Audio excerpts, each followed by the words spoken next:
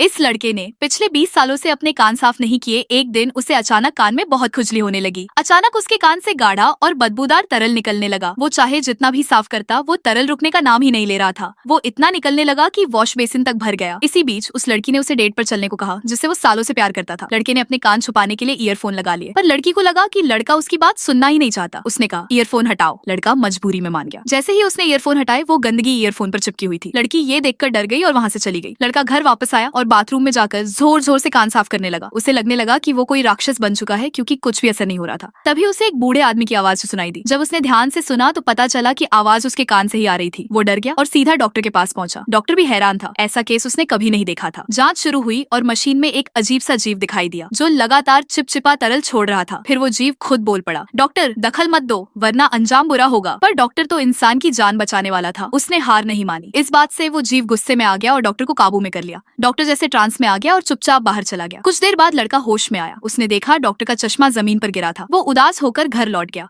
अब फिर से वो जीव बोलने लगा, मुझे गाना सुनाओ। लड़के ने उसे शांत करने के लिए म्यूजिक चला दिया। गाना सुनते सुनते वो जीव इतना खो गया कि कान से बाहर निकल आया। लड़के ने फौरन उसका सिर पकड़कर बाहर खींचा और जोर से जमीन पर पटका, पर वो फिर से लड़के के कान में घुसने की कोशिश करने लगा। अब दोनों में जोरदार लड़ाई होने लगी। उसी समय लड़की पास से गुजर रही थी। उसे आवाजें आई तो उसने झांक कर देखा, लेकिन हैरानी की बात ये थी, उसे उस अजीब से जीव से प्यार हो गया और वो जीव अब लड़की के कान में चला गया। अब लड़का पहली बार चैन की नींद सो पाया। क्या तुम्हारे कान में भी ऐसा कीड़ा है? कमेंट करें।